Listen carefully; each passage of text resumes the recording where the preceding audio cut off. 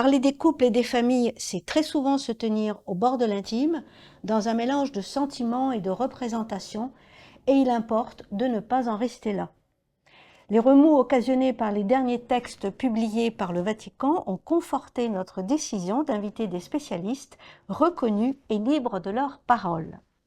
Ainsi, ce matin, pas de déclaration à l'emporte-pièce, mais une exploration du réel, de situations concrètes et récurrentes dans lesquelles de très nombreuses personnes, toutes générations confondues, se reconnaîtront. Donc maintenant, nous allons accueillir Jean-Louis Schlegel, que je présente bien qu'il soit fort connu. Donc Jean-Louis, vous avez une longue carrière de sociologue des religions, vous êtes éditeur, traducteur et membre de la revue Esprit. Et je signale ici votre dernier livre, coécrit avec Daniel Hervieux-Léger, Vers l'implosion, entretien sur le présent et l'avenir du catholicisme, qui est paru aux éditions du Seuil en 2022. Je rappelle ici qu'il a reçu le prix des lecteurs de la CCBF.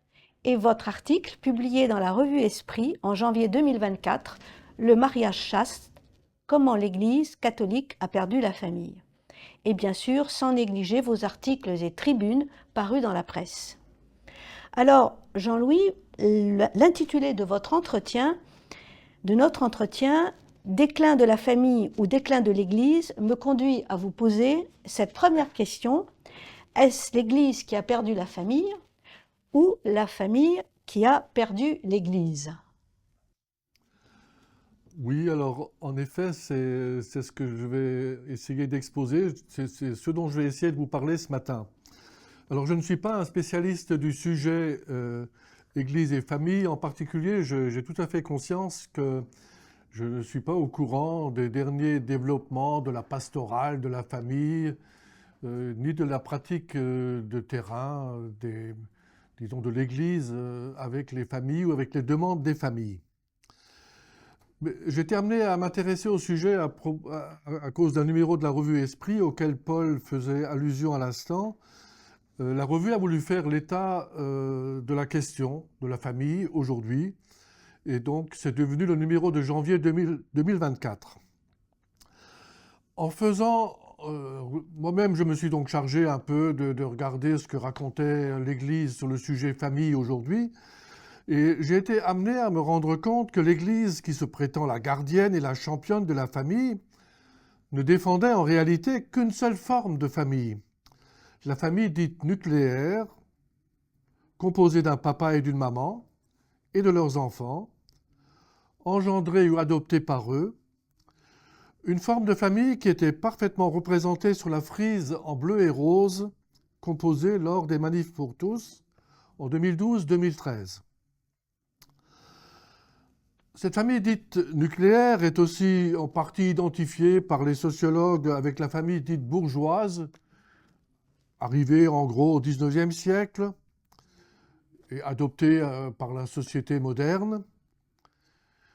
Mais beaucoup, pas seulement parmi les catholiques, mais surtout parmi les catholiques, y voient une sorte de modèle indépassable, le type par excellence de la famille et même la famille de toujours. Alors, dans l'Église catholique de surcroît, cette union entre un homme et une femme, donc, qui sont aussi des pères et des mères, donc entre des personnes de sexe différents, cette union est consacrée devant Dieu par le sacrement de mariage que le couple se donne lui-même, je le rappelle. Alors, en tant que sacrement, le mariage est certes une union humaine, librement consentie et contractée, mais c'est aussi une institution divine, indissoluble, et soumise à des lois interprétées par l'Église, qu'il n'appartient à personne de changer. Selon l'encyclique Casti Connubii de 1930, dans le couple marié fondé sur la différence biologique des sexes, l'acte sexuel honnête, entre guillemets, ça c'est un mot de l'encyclique, l'acte sexuel honnête ne peut avoir lieu que dans le cadre du mariage-sacrement. Et il ne peut avoir qu'une seule visée, la fondation d'une famille avec la procréation d'enfants et leur éducation. Cela implique que dans le mariage chaste, casti conubi, c'est le mot, je traduis du latin là, dans le mariage chaste, les autres fins, comme le plaisir mutuel de l'amour charnel, sont secondaires, au sens de conséquences secondaires possibles mais non nécessaires de l'amour charnel. Alors, je rappelle, tout ça c'est des rappels, mais je vais passer très vite. Le mariage sacrement implique la fidélité absolue à l'autre, un amour conjugal et même une amitié conjugale dans la vie domestique qui élève mutuellement l'âme des mariés, bien plus, dixit l'encyclique toujours, bien plus que le désir charnel et les relations charnelles. Tout acte sexuel donc doit être ouvert à la reproduction du genre humain. J'emploie toujours un peu les mots datés de Casti Conubi, 1930 quand même, mais enfin bon, c'est l'encyclique qui a gouverné en gros la doctrine du mariage avec quelques évolutions ensuite pendant le XXe siècle et par certains côtés même encore aujourd'hui. Donc tout acte sexuel devant être ouvert à la reproduction du genre humain, toute forme de contraception doit être condamné. De même, bien sûr, que l'avortement. Alors, pour vivre cette doctrine sévère, le pape Pie XI le reconnaissait lui-même, ou Pie XII, je ne sais plus, quelque temps après, les époux sont invités à exercer, chacun pour sa part, aidés par la grâce de Dieu, les renoncements nécessaires dans un cadre matrimonial qui, après avoir longtemps affirmé la primauté du mari sur sa femme et ses enfants, et la soumission de la femme ainsi que son obéissance spontanée, donc insiste aujourd'hui surtout, depuis Jean-Paul II, sur les vocations différentes de l'homme et de la femme et leur complémentarité. L'accent a un peu changé, mais le mot devenu très important depuis Jean-Paul II, c'est vocations différentes de l'homme et de la femme, ce qui signifie des rôles différents dans l'Église, et puis des rôles complémentaires, c'est-à-dire ils sont nécessaires tous les deux dans leurs différences. Mais éventuellement surtout dans leur inégalité. Enfin ça c'est moi qui l'ajoute.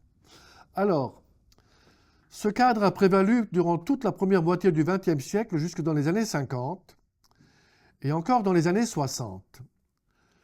Alors la question qui se pose, c'est pourquoi a-t-il prévalu si longtemps?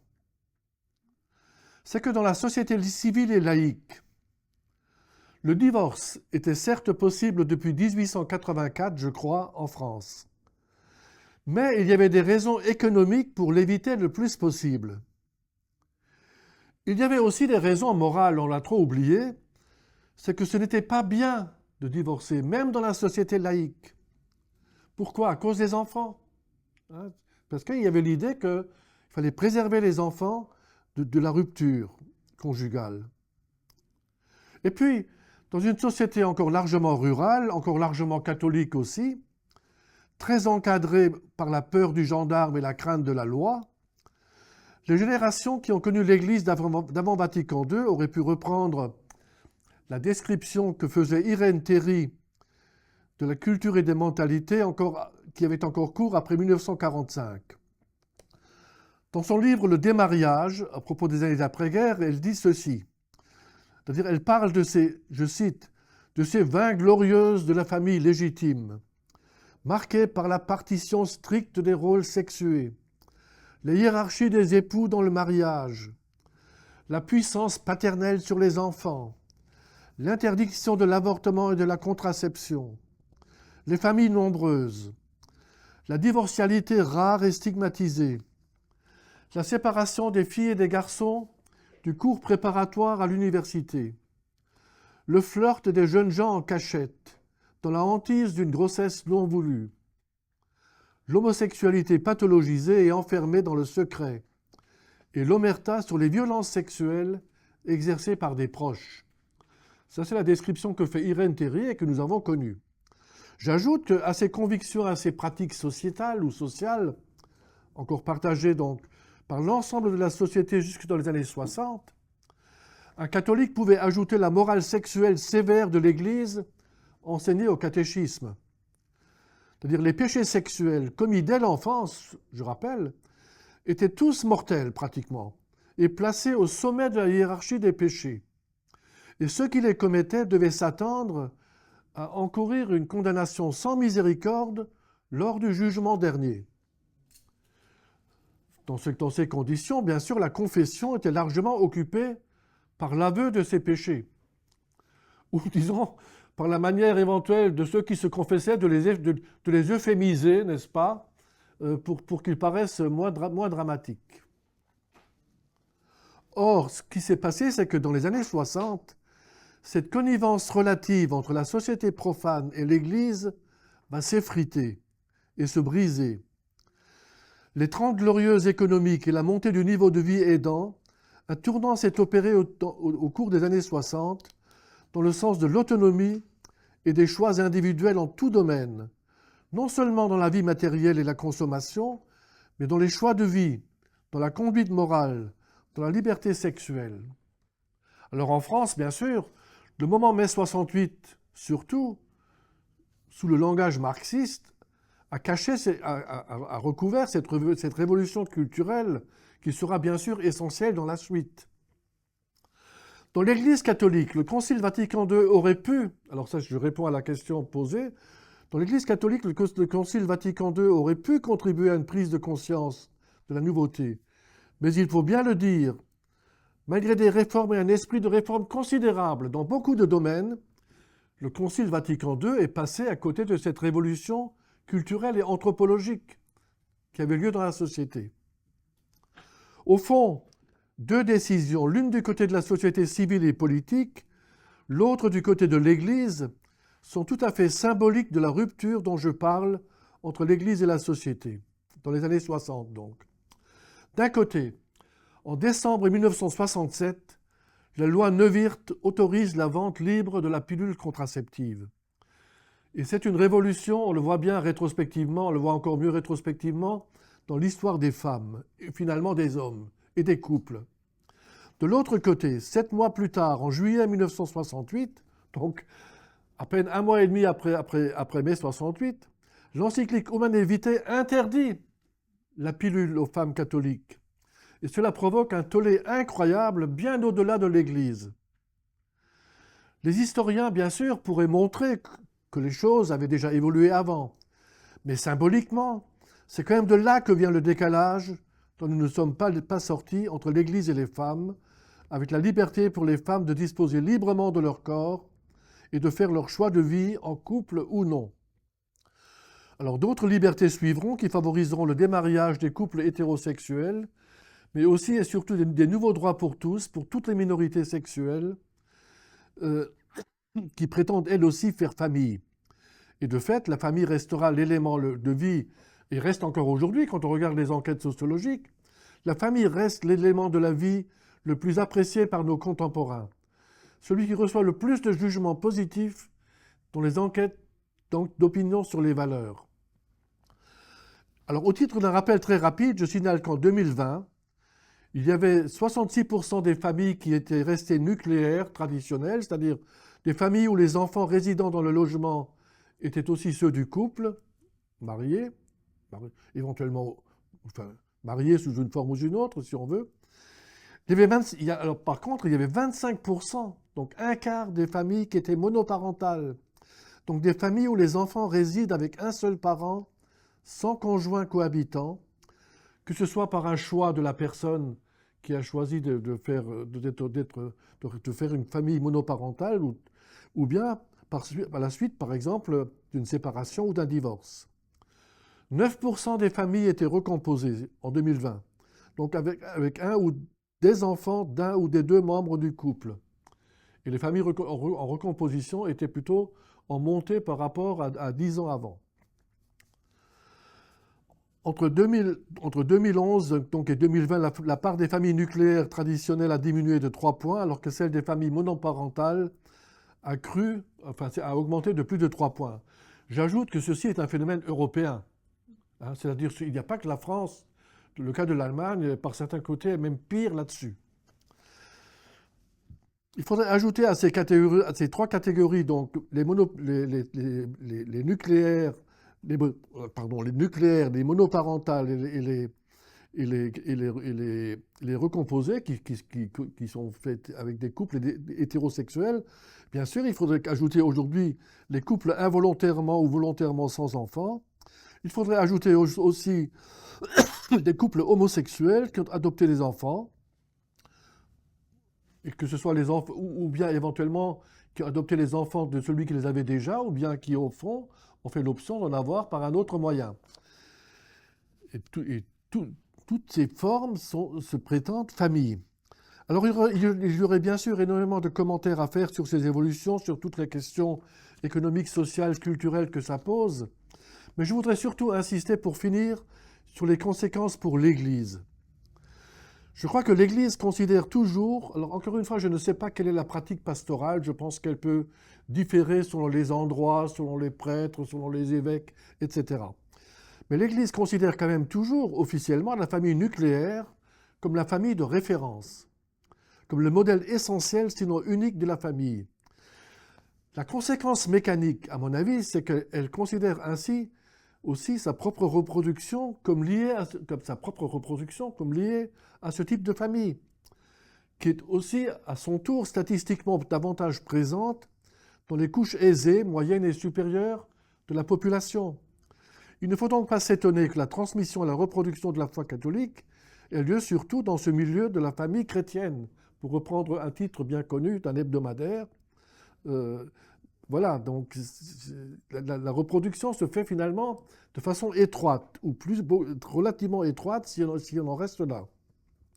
Il ne faut pas s'étonner par voie de conséquence que les vocations de prêtres viennent aussi majoritairement, bien sûr, de ce milieu social. De temps en temps, on apprend quand même qu'un prêtre vient d'un milieu familial très éloigné, mais c'est plutôt une rareté. Alors, sauf que je l'ai dit aussi, cette famille nucléaire est en recul, et en plus, elle est forcément atteinte aujourd'hui par tous les troubles de la transmission, et par l'individualisme aussi de la seconde moitié du XXe siècle. Cela veut dire, au fond, que la proposition d'entrer dans l'Église par le baptême et l'initiation à la foi, en tout cas des enfants, s'adresse en fin de compte très concrètement à peu de monde. Au fond, ce que je veux dire ce matin, c'est que l'Église devrait être attentive, ou plus attentive, à toutes les formes de famille, être ouverte à toutes, accueillir en particulier les enfants de toutes.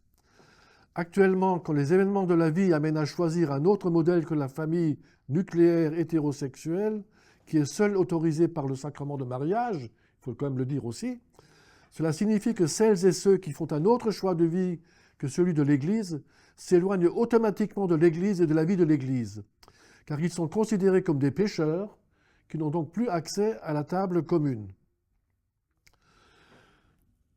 Alors je vais dire une chose qui me concerne personnellement. J'ai été aumônier d'étudiants au début des années 70, enfin au milieu des années 70.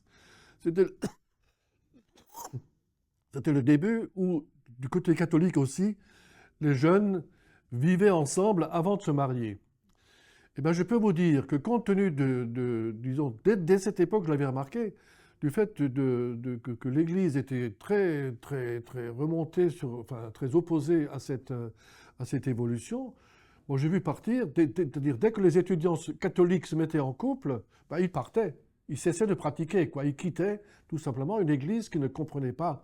Je rappelle d'ailleurs un texte très connu, très célèbre des années 75, qui condamnait dans le même texte de Paul VI, c'était incroyable, qui condamnait dans le même mouvement les relations sexuelles préconjugales, ce qu'on appelait la cohabitation juvénile, l'homosexualité et la masturbation. Alors franchement, comme désordre, comme mise en désordre du sexuel, c'était quand même assez gratiné. Il faudrait que l'Église, au fond, lève les obstacles théologiques à l'accueil de beaucoup de gens, ce qui n'est pas le cas actuellement. Actuellement, c'est plutôt que toutes sortes de braves influenceurs rappellent le catéchisme des péchés et des déviations aux ignorants.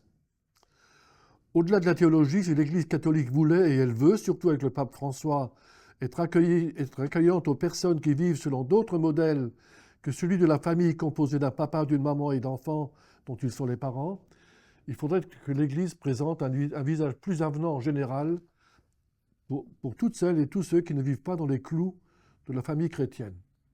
Voilà ce que je dis très simplement. Merci. Grand merci Jean-Louis. pour cet exposé qui était à la fois clair et précis. Et en 2 mots, vous balayez les commentaires que l'on entend un petit peu trop souvent, qui posent mai 68 comme responsable de tous les maux.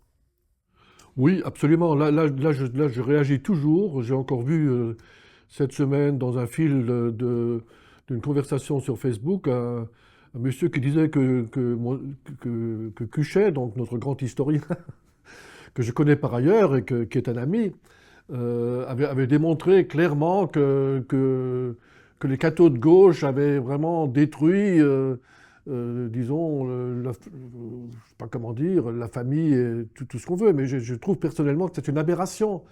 C'est plutôt l'inverse, c'est que, disons, il s'est passé que cette rupture avait lieu et que l'Église n'a absolument pas su l'accueillir. Je me souviens de cette époque très bien. Donc encore une fois, moi j'étais dans les ordres. Je n'ai absolument pas de raison de le cacher. Je me souviens très bien, nous étions très décontenancés parce que nous ne savions pas quoi dire devant tout ça. Oui. C'est plutôt ça qui nous gênait beaucoup. Hein, devant toutes ces nouvelles lois qui arrivaient, d'abord la loi Veil, enfin déjà l'encyclique Humanae Vitae pour commencer en 68, puis la loi Veil en 1973 ou 74, et puis toutes ces permissions, le divorce par consentement mutuel, et puis tout le reste, quoi, les droits des enfants, nous étions décontenancés pour savoir quelle position prendre. Or l'Église de Jean-Paul II surtout, a finalement tout passé par pertes et profits, je veux dire, a condamné pratiquement toute nouvelle attitude et finalement à réaffirmer sans cesse, dans ce qu'on appelle au sens large, disons le bio-humain, le bio-éthique, tout ce que l'Église avait toujours dit là-dessus, c'est-à-dire toutes les interdictions. Merci beaucoup Jean-Louis. Nous allons maintenant, nous nous retrouverons tous ensemble bien sûr à la fin de cette matinée pour une petite table ronde qui rassemblera les intervenants de la matinée. Maintenant, je vais vous présenter nos prochains intervenants. Nathalie, bonjour Nathalie, et puis son mari, Christian, voilà. Alors, vous avez été ensemble auditeurs au Synode de la Famille en 2015 et vous œuvrez à la diffusion d'Amoris Laetitia pour l'ouverture au sacrement des couples en situation dite irrégulière. Alors vous êtes cofondateur de Se Dire Lyon, membre du réseau Se Dire de la Mission de France et coéditeur du livret d'accompagnement Les cheminements Bartimée. Vous accompagnez des couples et formez des responsables de pastoral des familles et des mouvements. Alors, précisons, Christian, que vous êtes licencié de droit canonique avec pour focus, attention les amis, liberté du consentement matrimonial et l'évolution de la jurisprudence de la ROT. Tout ça, ça se passe au Vatican en général. Bon, donc la perspective de notre entretien tient dans l'intitulé que vous avez choisi, Pastoral des couples et des familles à la lumière d'Amoris Laetitia, sortir du permis et du défendu. Donc, ma première question, qui est probablement celle de vous, vous tous qui regardez ce matin, l'intitulé de ce 9e rendez-vous de la CCBF contient, vous l'avez remarqué, le mot divorce. Ma première question, c'est qu'en diriez-vous? Eh bien, on va vous le dire. Bonjour à toutes et à tous. Comme on vient de le voir, les études sociologiques le montrent, l'évolution des couples et des familles depuis une vingtaine d'années en France fait apparaître un fossé qui se creuse de plus en plus entre la réalité des situations et le modèle du couple et de la famille proposé par l'Église. La pastorale peut-elle faire des propositions concrètes qui répondent aux demandes nouvelles des personnes, des couples et des familles de 2024 ? Le souci pastoral du pape François, exprimé notamment dans Amoris Laetitia, peut-il empêcher le divorce entre l'Église et la société française et au-delà? En fait, nous dirions qu'il y a 2 divorces. Celui que nous venons de mentionner, c'est-à-dire, je le répète, entre le couple hétérosexuel, monogame, marié, avec ses propres enfants, qui n'est plus le modèle dominant, et les vrais couples de 2024. Dans notre société où le divorce guette un mariage sur 2, où plus d'enfants naissent hors mariage, où la simple cohabitation prévaut sur le mariage même civil, il y a largement plus de personnes hors des clous que dans les clous. Alors, pour illustrer ce décalage, prenons 2 exemples. Le cas du catéchuménat. À Pâques, cette année, l'Église s'est réjouie de l'explosion des baptêmes adultes, et les services diocésains croulent sous les demandes. À l'image de la société, ces adultes sont souvent en situation matrimoniale dite irrégulière, couples cohabitants, couples en nouvelle union, personnes homosexuelles en couple. Le premier réflexe de l'institution est de leur demander de régulariser la situation, en invitant fortement au mariage ceux qui le peuvent, et en recommandant d'entamer une procédure de reconnaissance de nullité pour ceux qui ont été mariés à l'Église. Ainsi, tout est rentré dans l'ordre, tout est rentré dans les clous, et la préparation peut commencer. Mais que faire ? Que faire des irréductibles qui n'ont pas voulu eux-mêmes, ou leur conjoint, se marier ou demander une, entre guillemets, annulation de leur précédent mariage ? Le traitement n'est pas automatique, et surtout est différent selon les diocèses. En général, ils ont accès au baptême, mais contrairement au droit, les canons 842, paragraphe 2 et 866 du Code de droit canonique, les 2 autres sacrements de l'initiation, la confirmation et l'Eucharistie, qui devraient leur être administrés en même temps, sont souvent différés. Pour la première communion, puisque l'ancienne discipline de Jean-Paul II plane encore, parfois on leur donne l'Eucharistie, mais seulement ce jour-là, ou on leur propose de vivre cela plus tard, et discrètement dans leur paroisse. Je ne connais pas de diocèse qui assume clairement et publiquement le choix de faire confiance au discernement de la personne et de ses accompagnateurs. Un autre exemple pris dans la préparation au mariage. Il arrive de temps en temps qu'un couple, souvent lorsque l'un des deux n'est pas baptisé, après avoir suivi avec plaisir le début de la préparation, nous explique que finalement, ils vont en rester au mariage civil et donc ils arrêtent la préparation. Ils expliquent que ce ne serait pas honnête de leur part. Le prêtre et certains couples accompagnateurs essayent de les inciter à rester, à aller jusqu'au mariage, sinon ils n'en auront pas les grâces. Sauf que, soit dit en passant, puisque l'un des deux n'est pas baptisé, leur mariage n'est pas sacramentel. Bon, les grâces se débrouillent autrement.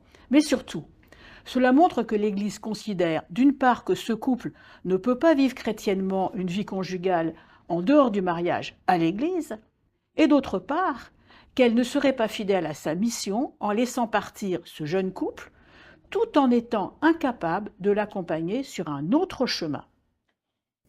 Merci beaucoup Nathalie.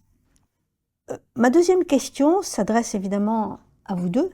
Vous avez évoqué 2 divorces. Nos auditeurs aimeraient bien savoir quel est le second. Alors, c'est celui qui existe en interne, dans l'Église, entre une pastorale qui essaie de mettre en œuvre les orientations du pape François, les pratiques théoriquement abrogées, qui n'ont pas évolué depuis Jean-Paul II et que certaines sensibilités font perdurer. La sortie d'Amoris Laetitia a été un grand moment de joie et d'espérance pour les accompagnateurs impliqués depuis plus de 20 ans dans la pastorale des familles. Hélas, Amoris Laetitia a été reçu dans un silence étourdissant, selon les mots de Jean-Paul Vesco, et 8 ans après, nous constatons que peu de monde ne l'a véritablement lu, encore moins travaillé et appliqué. Il n'y a que quelques personnes directement concernées et leurs accompagnateurs qui sont allés chercher dans les 9 chapitres et principalement dans le fameux chapitre 8, le chemin d'une ouverture pastorale, et ils l'ont trouvé. Malheureusement, faute d'informations de la part des diocèses et des paroisses, beaucoup des personnes concernées sont dans l'ignorance de ces ouvertures et restent confinées dans l'ancienne discipline que leur rappellent certains pasteurs et paroissiens zélés. Pourtant, dans le chapitre 8, dont le sous-titre est accompagner, discerner et intégrer, le pape met clairement les communautés et leurs pasteurs en responsabilité d'accueillir et d'intégrer tous ceux qui viennent frapper à leur porte. Sans oublier la grande majorité des indifférents qui pensent que l'Église n'est plus crédible, surtout dans le domaine du couple et de la famille. Alors c'est pour faire le point de cette situation que le réseau Se Dire, dont on a parlé, Séparés, Divorcés, Remariés, réseau de la Mission de France, a réalisé les 23 et 24 mars dernier un week-end de formation sur évolution des couples et des familles, évolution de nos pratiques pastorales selon Amoris Laetitia, et qui semble répondre à la question. En effet, dans Amoris Laetitia, le pape nous propose un nouveau paradigme pour toute la pastorale des couples et des familles, tous les couples et toutes les familles. Héritier de Vatican II, le pape met en avant la conscience éclairée et rappelle aux pasteurs qu'il faut faire confiance aux laïcs. Nous sommes appelés à former les consciences, mais non à nous prétendre nous substituer à elles. Amoris Laetitia 37, qu'on peut apprendre par cœur. Il nous demande de ne pas nous tenir aux seules normes, sans discernement, et je cite avec grand plaisir, « Il est mesquin de se limiter seulement à considérer si l'agir d'une personne répond ou non à une loi ou à une norme générale. Cela ne suffit pas pour discerner et assurer la pleine fidélité à Dieu dans l'existence concrète d'un être humain à L 304. » Mais certains pasteurs considèrent cette attitude comme une perte de contrôle et de pouvoir, et on ne va pas plus loin. Alors, en vous écoutant bien, ce qui me vient à l'esprit, c'est vous demander, au fond, quelles évolutions sont déjà possibles ou mises en œuvre, pourquoi pas? Alors, en reprenant les exemples cités, par exemple, dans l'accueil des catéchumènes, il faudrait accepter un accompagnement qui prend en compte la vie des personnes sans leur imposer de rentrer dans des normes préalablement à toute préparation. Pour la préparation au mariage, il faudrait accepter de s'ajuster en accompagnant avec bienveillance le sérieux des demandes que les couples actuels font encore à l'Église pour un mariage, sans leur imposer un sacrement. On peut leur proposer une célébration de leur amour sous le regard de Dieu, dans un temps de prière respectueux de leur démarche. Pour l'intégration de tous, dans les paroisses et les communautés, en ayant le souci de l'intégration de tous, oser poser à ceux qui ne se sentent pas à leur place dans l'Église la question de Jésus à Bartimée. « Que veux-tu que je fasse pour toi ?» Par exemple, pour les couples en nouvelle union, qui souhaitent un accueil officiel dans la paroisse, des propositions comme les cheminements Bartimée existent déjà, qui permettent une intégration sacramentelle le cas échéant. Alors, un petit mot sur ces fameux cheminements Bartimée. Le premier but de ces cheminements est la conversion de la communauté qui doit changer son regard sur les personnes en demande d'intégration. En cela, ces cheminements diffèrent des accompagnements individuels, intimes, proposés à droite et à gauche dans certains diocèses, par exemple par les missionnaires de la miséricorde. Car en pratique, c'est la paroisse qui doit mettre en place une équipe comprenant des accompagnateurs, des personnes concernées, des paroissiens ordinaires, qui sont les témoins de la communauté, et bien sûr d'un prêtre ou du curé de la paroisse. Le groupe chemine en s'appuyant sur l'évangile de Bartimée, dont il suit les étapes pas à pas, et l'évangile met en évidence deux moments absolument cruciaux. Lorsque Jésus demande à la foule d'appeler elle-même Bartimée, la foule se convertit et devient appelante, un nœud indispensable. Et quand Jésus demande à Bartimée « Que veux-tu que je fasse pour toi ?», sans préjuger de sa demande, est prêt à l'accueillir. Les personnes expriment à ce moment-là leur désir le plus cher, c'est souvent de pouvoir revivre la communion, mais pas seulement. Et elles choisissent également la manière dont elles souhaitent le signifier à la paroisse. On a parlé d'omerta tout à l'heure sans dire le mot, mais voilà, que les choses soient claires. ce même processus, et le pape François aime bien le terme processus, peut être mis en place pour toutes les personnes qui se sentent à la marge, personnes homosexuelles ou autres. Et pourquoi pas, comme proposé par une communauté protestante, un accompagnement des personnes trans à l'occasion de leur changement de prénom pour une réflexion sur leur projet de vie au cours d'un temps de prière. Ça, ce sont vraiment de belles ouvertures. Maintenant, je voudrais que vous nous disiez quelque chose de l'impact de Fiducia Supplicans, qui est ce texte sur les bénédictions récemment publié par le Vatican. Alors donc, quelle est son incidence sur votre pastorale ou sur celle que vous envisagez de mettre en place? Alors, on va bien sûr se restreindre à la question des couples en nouvelle union. En France, où les temps de prière à l'occasion d'une nouvelle union sont autorisés depuis 2002 par la Conférence des évêques de France, la nouvelle possibilité de faire des bénédictions pour les couples en nouvelle union n'est pas une avancée, mais au contraire risque de permettre à certains un retour en arrière. C'est ce que nous avons exprimé déjà dès la sortie de cette annonce en décembre dernier dans un interview à la Croix. Hélas, nous avons déjà 2 exemples d'une lecture restrictive de cette proposition de bénédiction. Par exemple, un couple devait rencontrer son curé pour préparer avec lui un temps de prière à l'occasion de leur nouvelle union. Et la seconde réunion, Fiducia Supplicans venait de sortir, et le prêtre leur a expliqué qu'il n'était plus possible de faire un temps de prière avec la famille et quelques amis, mais qu'il les recevrait seulement tous les 2 à la sacristie pour une petite bénédiction. Dans l'esprit d'Amoris Laetitia, actuellement, ce qui est proposé est un véritable accompagnement dans la durée, sous la forme de plusieurs rencontres pour accueillir cette nouvelle situation, parfois en famille récomposée, réfléchir sur le nouveau projet de vie, et nourri de tous ces échanges, le temps de prière est alors une célébration qui rassemble amis et proches. C'est une occasion unique pour ce nouveau couple de porter une parole d'espérance et de pacification sous le regard de Dieu.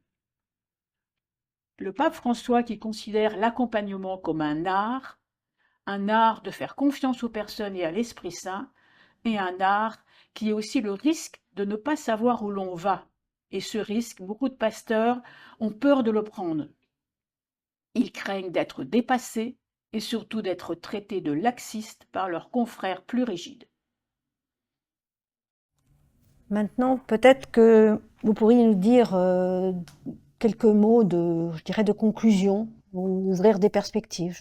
Oui, eh bien volontiers, pour réaliser l'accueil de tous, des couples et des familles, comme le pape l'a répété à Marseille, tous ont leur place dans l'Église.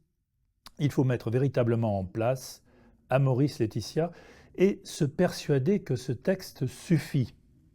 Le pape François a pris le soin de lui donner un caractère normatif par le rescrit pontifical du 5 juin 2017, ce que la plupart des évêques et des pasteurs se sont empressés d'ignorer. La nouvelle loi pour la pastorale est la miséricorde et le discernement. Le moyen pour y parvenir est l'accompagnement, et le but est l'intégration de tous. Mais qu'il est difficile de sortir du permis défendu. Alors je termine par une phrase du pape François qui était déjà présente dans Evangelii Gaudium mais recitée dans Amoris Laetitia et que vous allez tous apprendre par cœur. Rappelons-nous qu'un petit pas au milieu des grandes limites humaines peut être plus apprécié de Dieu que la vie extérieurement correcte de celui qui passe ses jours sans avoir à affronter d'importantes difficultés. Vraiment un grand merci à vous parce que je pense que vous avez réconcilié ceux qui nous ont écoutés avec l'idée que quelque chose était possible pour eux en Église. Et bien maintenant, nous allons lancer l'enregistrement de l'interview de Céline Béraud. Nous avons enregistré ce moment parce que Céline, au moment où nous parlons, est en train de participer à un colloque en Italie. C'est à vous. Bonjour Céline Béraud.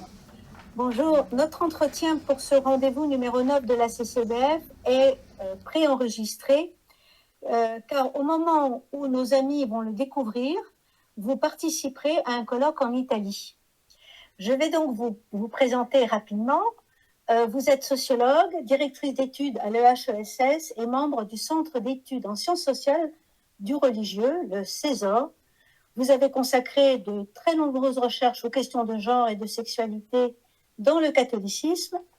Et parmi vos dernières publications, je tiens à mentionner particulièrement le catholicisme français à l'épreuve des scandales sexuels qui a été édité au Seuil en 2021 et la bataille du genre, du mariage pour tous à la PMA, publié chez Fayard en 2021. Alors, en creux de la précédente intervention de Nathalie et Christian Mignona, chère Céline, ceux qui sont avec nous aujourd'hui ont probablement entendu la question du rituel et des divorcés remariés.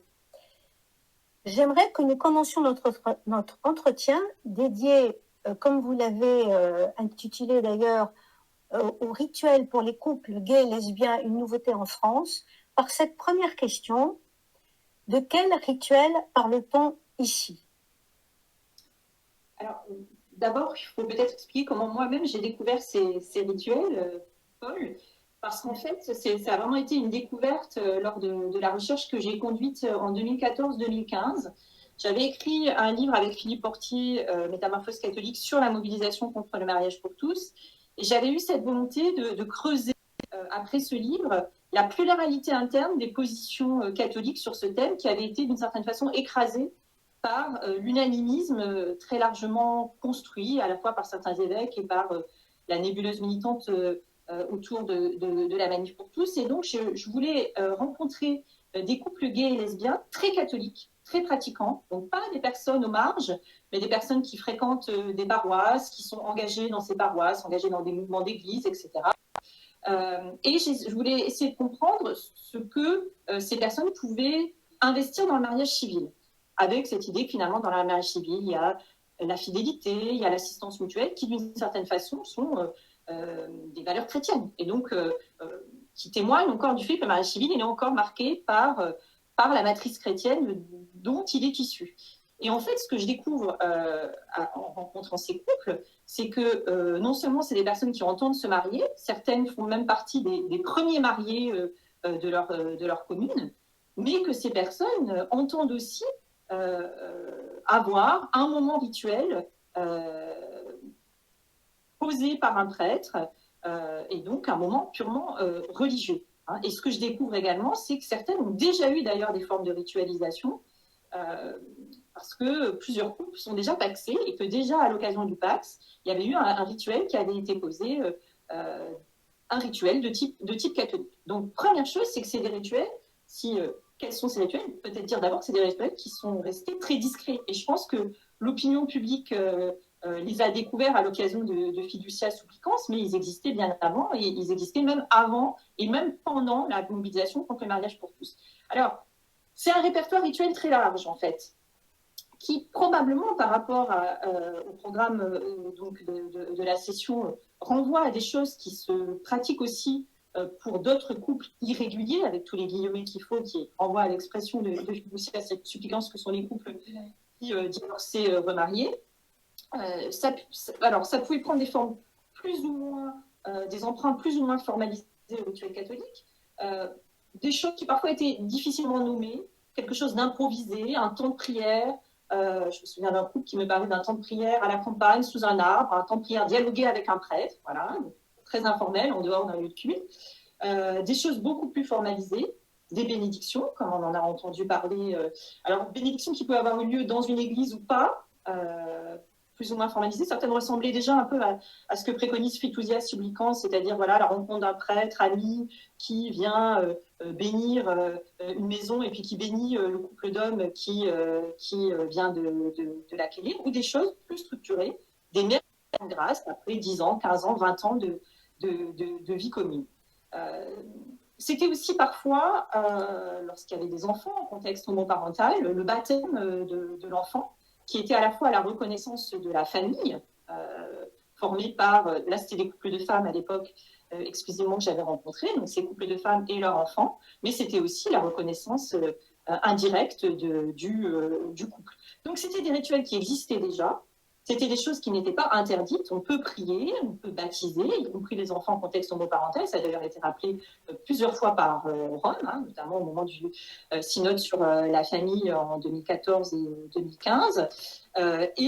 C'était pas des mariages, le terme était soigneusement évité par les enquêtés que je rencontrais, mais c'était donc des fidèles qui avaient obtenu non seulement un rituel, mais aussi souvent un temps d'accompagnement qui pouvait faire penser à la préparation au mariage. Voilà. Donc des personnes très intégrées et qui finalement trouvaient une forme de reconnaissance de leur couple par un prêtre qui n'était pas nécessairement, ça, il faut le dire, un prêtre issu de réseaux militants, hein, mais parfois le prêtre de leur paroisse.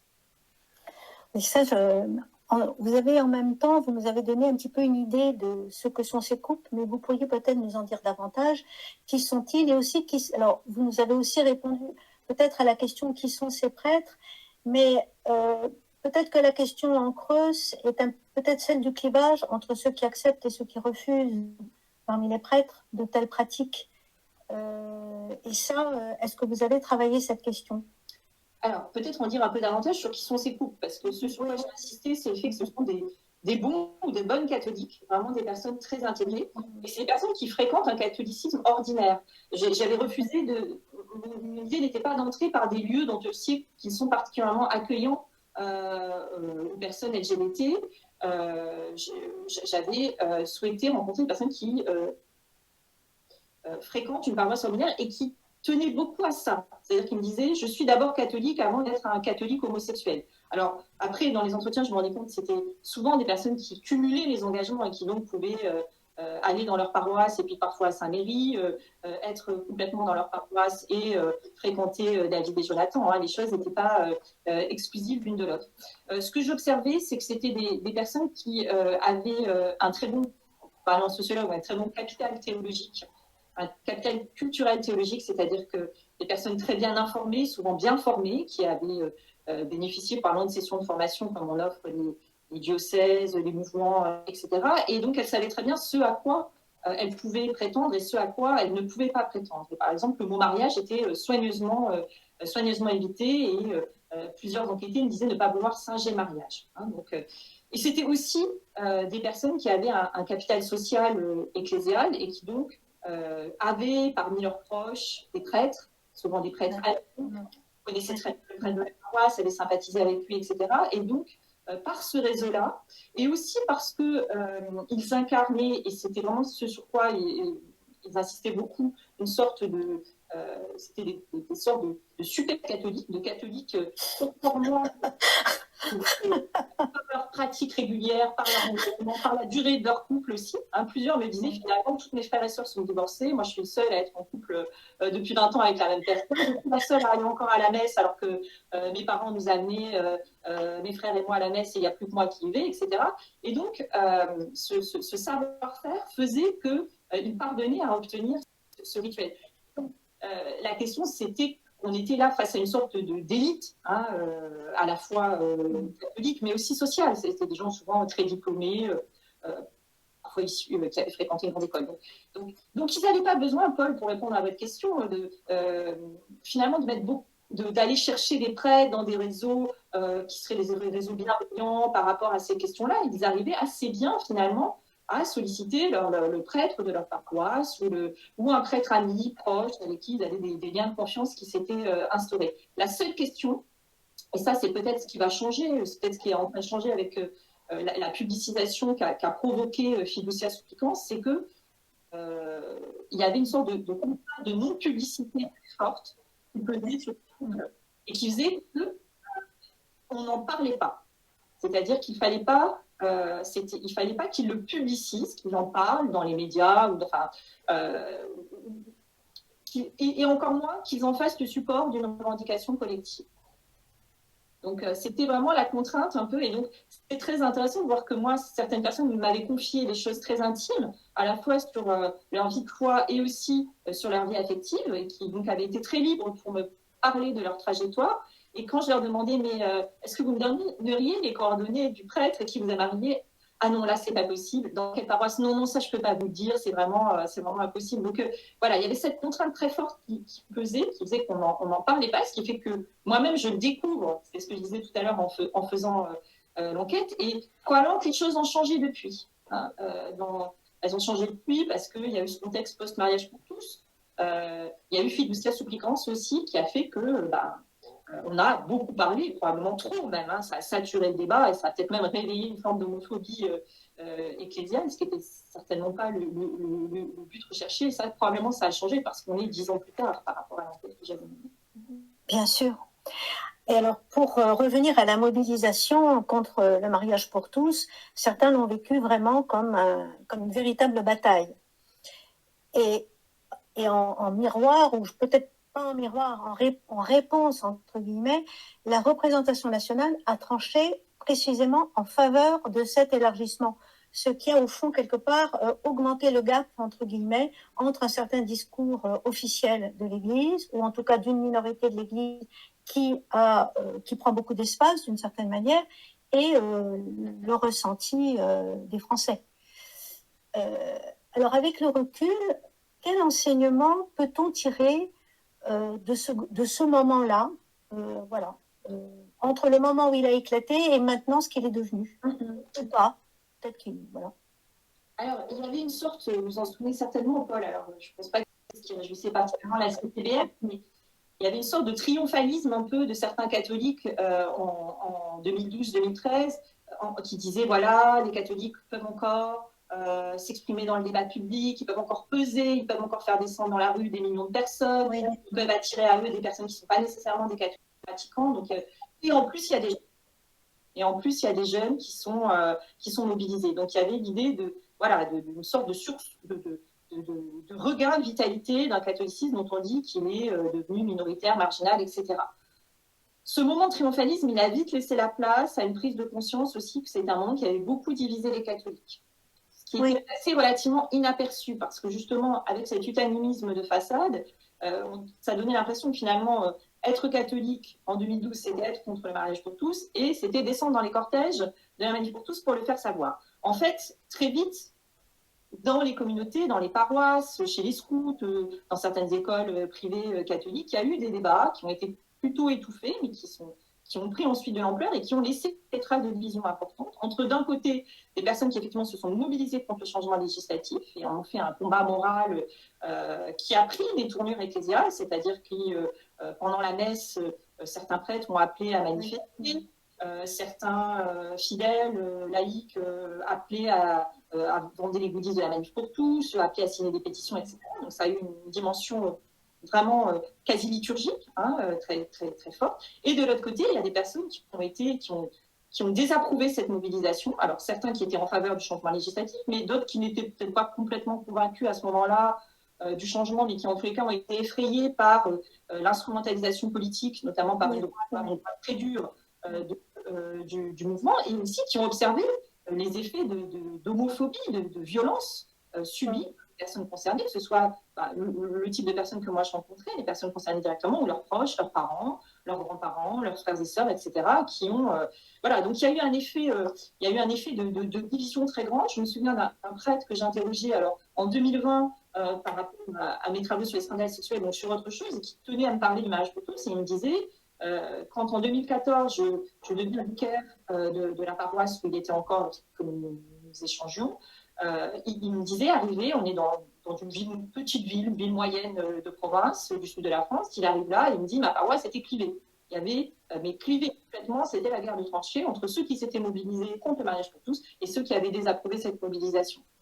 Et donc, pendant plusieurs mois, voire plusieurs années, il a dû recréer du lien. Donc ça, c'est un premier élément. Deuxième élément, qui a ce qu'on appelle un effet émergent ou un effet inattendu en sociologie, c'est-à-dire quelque chose qui n'était pas voulu.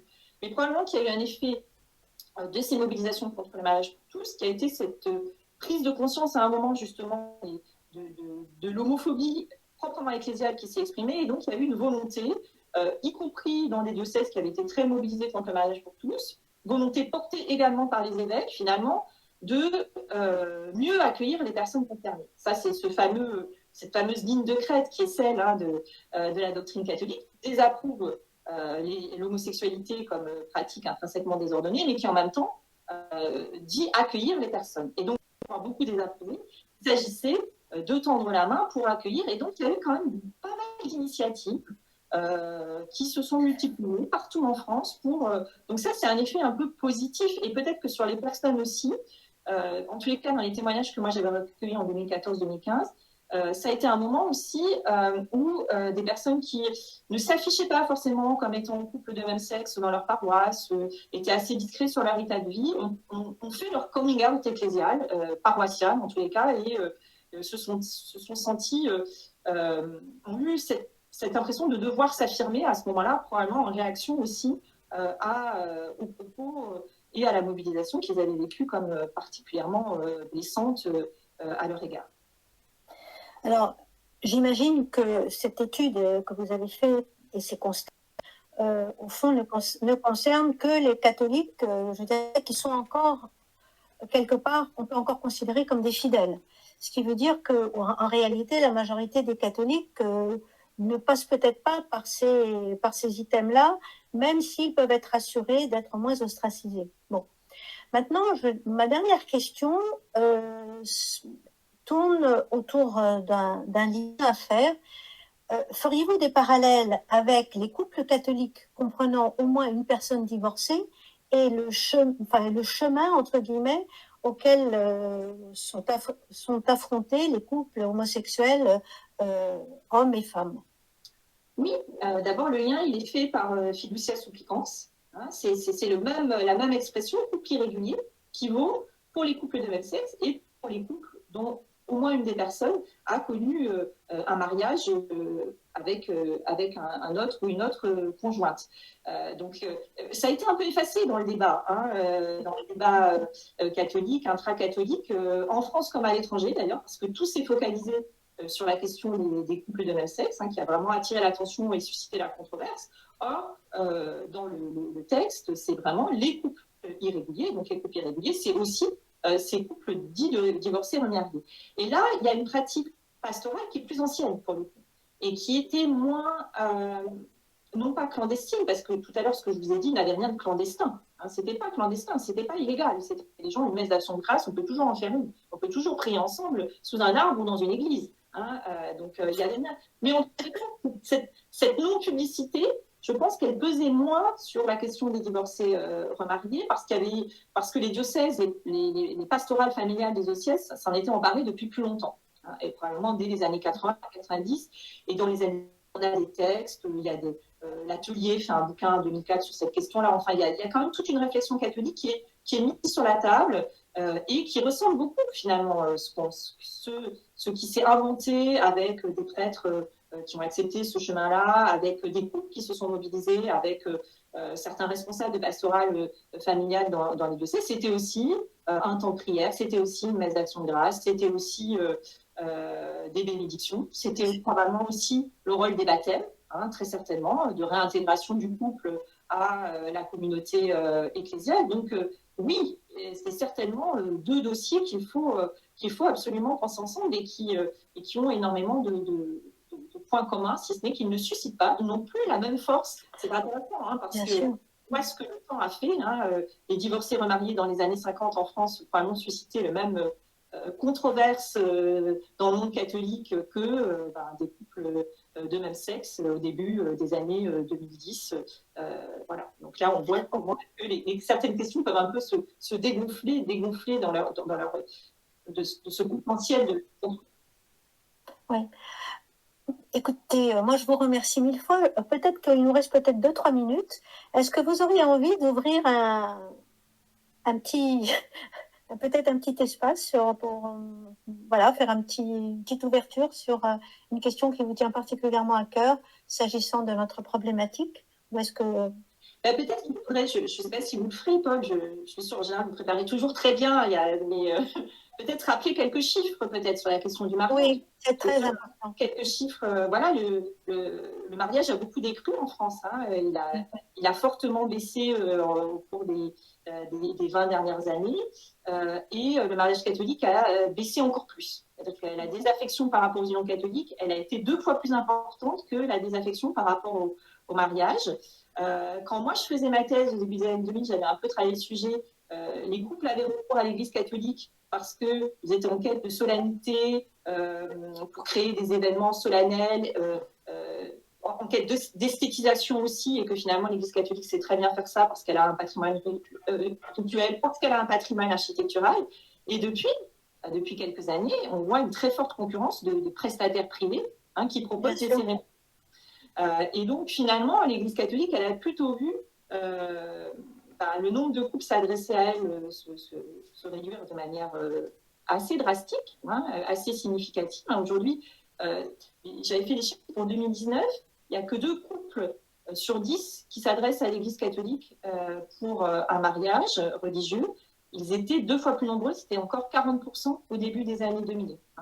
Et que donc, je pense que d'un point de vue pastoral, qui intéresse la CCBF, il me semble que l'accueil dans toute leur diversité conjugale et familiale devrait susciter, au contraire, toute la réflexion de l'Église catholique en France aujourd'hui. Oui, merci beaucoup Céline, parce qu'avec cette conclusion, quelque part, vous nous aidez vraiment beaucoup, sachant qu'à la CCBF, notre grand souci, c'est justement de rejoindre toutes ces personnes de manière à ce que, elles vivent un catholicisme, je dirais, ouvert, dans lequel elles soient à l'aise, et que tout ça, ça génère des belles choses. Parce qu'en général, dire du bien ne peut qu'encourager au bien et à la joie de tous. En tout cas, merci Céline, et je ne doute pas que nos amis réagiront quand ils verront cet enregistrement. Grand merci. Merci. Et à bientôt. À bientôt. Merci beaucoup Céline Béraud pour cet entretien de grande qualité. Maintenant, nous allons recevoir notre ami Jocelyn Tricou. Bonjour Jocelyn. Bonjour. Vous êtes sociologue, spécialiste des questions de genre et de sexualité au sein du catholicisme. Vous exercez comme maître assistant à l'Institut de sciences sociales de Lausanne et des religions à l'Université de Lausanne. Vous avez travaillé pour la SIAZ comme chercheur et vous avez coordonné avec Jean-Pascal Gay et Silvia Mostacchio un ouvrage collectif de référence sur l'histoire des masculinités sacerdotales, publié en 2023 aux éditions Brépol. Votre livre, désormais célèbre, tiré de votre thèse de doctorat Des soutanes et des hommes, enquête sur la masculinité des prêtres catholiques, est paru aux Presses universitaires de France en 2021 et il vient d'être réédité en format de poche, enrichi d'une postface de Daniel Hervieux-Léger que nous connaissons tous très bien ici. Donc, vous souhaitez répondre à la question que se posent les nombreux catholiques qui ont suivi l'actualité récente de l'Église, Fiducia Supplicans, pourquoi une crise mondiale pour de simples bénédictions de couple? Le pape François a fait adopter par le dicaster pour la doctrine de la foi un texte qui autorise la bénédiction des couples dits en situation irrégulière, divorcés, remariés, homosexuels, voilà. Et ce texte, intitulé Fiducia Supplicans, a suscité de nombreux remous, mais en particulier sur la bénédiction de couples de même sexe et non pas sur celle des couples hétérosexuels. Le pape est cette semaine revenu sur ce texte pour en euphémiser la portée. Ma première question sera, d'après vous, pourquoi la question homosexuelle est-elle source de clivage dans le catholicisme contemporain? Alors tout d'abord, merci à la CCBF de son invitation. Je tiens à dire que je prends le texte Fiducia Supplicans comme en sociologue, c'est-à-dire que c'est pour moi un coup, comme dit Bourdieu, dans un champ donné, un champ de force, un champ de lutte, le catholicisme mondial, posé par un acteur qui est situé et positionné dans ce champ, à savoir le préfet de la doctrine de la foi, qui est lui-même perçu dans ce champ comme la voix de son maître, le pape. Alors, ce récent texte ouvre effectivement la possibilité d'une bénédiction, je cite, des couples en situation irrégulière et des couples de même sexe. Et cette simple citation appelle à 2 remarques préalables. D'abord sur l'usage du couple, du mot couple. Le texte ne parle pas de bénir des unions, le pape l'a encore rappelé, il parle de couple. couple peut avoir plusieurs sens et tout un tas de gens dans le champ catholique ont essayé de lui donner du sens. On comprend en tout cas que la stratégie du pape, c'est de ne pas dire duo, comme disait un certain nombre d'ecclésiastiques au moment du mariage pour tous, pour dénier toute relation affective de ces couples. Et en même temps, c'est ne pas dire union pour ne pas mettre ces couples à la même hauteur que la doctrine actuelle du mariage. Et d'ailleurs, le texte précise que ces bénédictions n'ont rien à voir et ne remettent pas en cause la doctrine du mariage. Donc, il faut prendre ce mot comme une sorte de reconnaissance minimale d'une relation affective de fait entre deux personnes. Deuxième remarque, le texte met en série les couples de même sexe et les couples dits irréguliers. On comprend que ces couples dits irréguliers renvoient forcément à des couples hétérosexuels, même si le texte ne le dit jamais, ça paraît de l'ordre de l'évidence. S'il les met en série, il ne les assimile pas non plus complètement, et c'est intéressant, c'est là aussi où on voit que ce texte essaye de tenir des tensions propres à ce champ catholique. Alors maintenant, qu'est-ce qu'on peut dire sur l'opportunité du texte, sur sa stratégie ? D'un côté, quand on regarde la réception, c'est ce que ça donne, c'est la première fois que l'autorité centrale de l'Église catholique a officiellement une parole positive sur l'existence de couples homosexuels en son sein, alors qu'ils sont criminalisés dans plusieurs pays avec le soutien des épiscopats locaux. Et d'ailleurs, ce texte s'accompagne d'une prise de parole du pape pour demander la fin du soutien de ces épiscopats locaux à la criminalisation de l'homosexualité.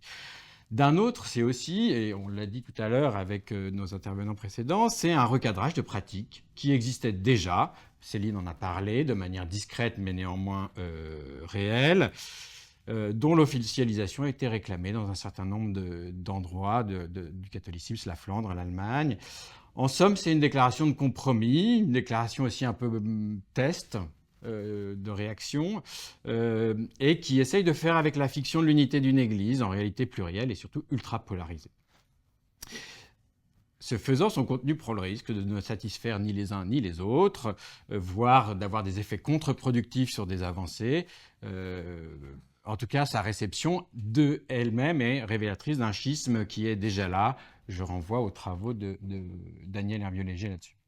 Alors, la stratégie, elle est une inversion de la manière dont on pourrait imaginer la normalisation de l'homosexualité au sein du catholicisme. Déjà, le cardinal Schönborg, en 2015, prenait cette inversion ou cette conversion du regard sur les couples gays et lesbiens, en proposant non pas de les regarder à partir de ce qui leur manque en comparaison avec le mariage hétérosexuel, mais en proposant de regarder ça comme quelque chose de beau, indépendamment de la doctrine du mariage.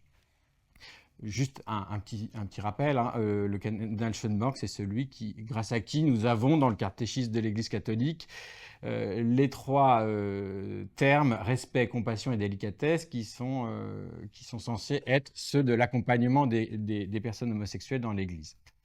Alors, une telle conversion du regard à la suite de Schönborg était sans doute un petit pas aisé à franchir pour le pape François.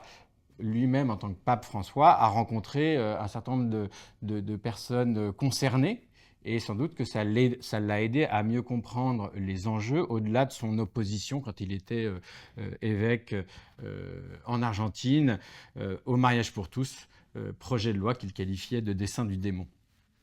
Mais c'est indéniablement un saut dans l'inconnu pour l'Église catholique, non seulement parce qu'elle est en porte-à-faux avec l'idéal mondain, je prends une expression indigène, comme on dirait en anthropologie, d'égalité entre les sexes et les sexualités, mais également avec elle-même sur ce sujet, et c'est là où j'en viens à ma réponse, pourquoi l'homosexualité a suscité le rejet de ce texte, et pas le reste.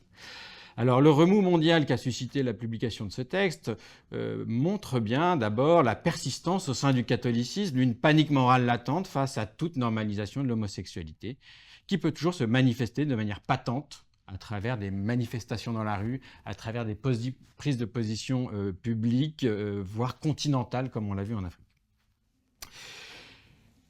On l'avait vu en France, toute proportion gardée, avec l'affaire du père Mathieu. Vous vous souvenez sans doute, ce prêtre TikToker, le plus suivi en France, qui avait enflammé la cathosphère et qui lui avait valu réprobation immédiate de son évêque, non pas sur des questions, je ne sais pas moi, de forme de ces prises de position, etc., mais sur justement une vidéo qui banalisait l'homosexualité.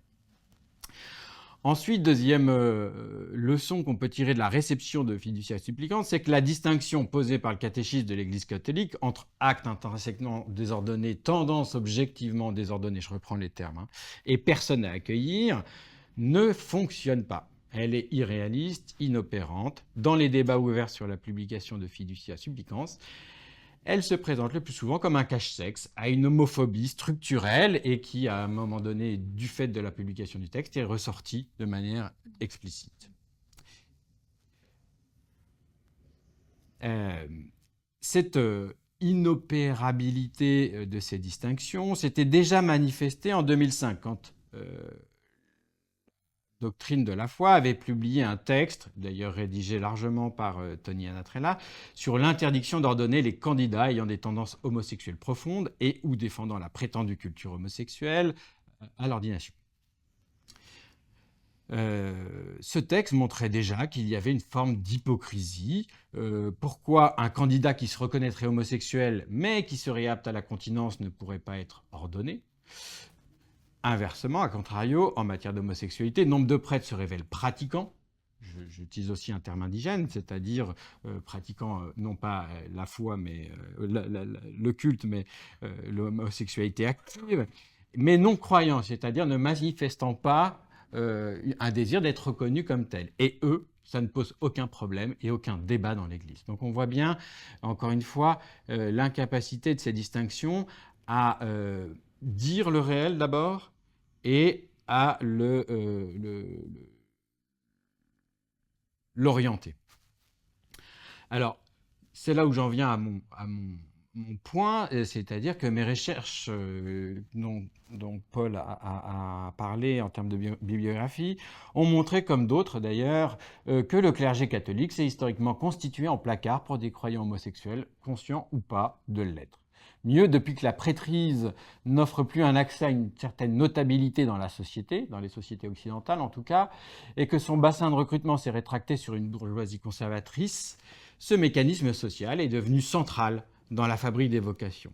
La surreprésentation des homosexuels au sein du clergé versus l'homophobie affichée de l'Église et des prêtres qui sont censés l'incarner, a dès lors des incidences non seulement sur la culture cléricale, mais aussi sur la peur panique qui entoure toute normalisation de l'homosexualité, chez les laïcs aussi. L'homosexualité cléricale, à ce titre, reste l'éléphant dans la pièce catholique et c'est, à mes yeux, la clé, une des clés, ou si ce n'est la clé de compréhension de la réaction de panique et de tentative d'euphémisation du texte Fiducia Supplicans. Ce que vous venez de nous partager, nous allons le creuser et je pense que nos auditeurs vont être probablement surpris.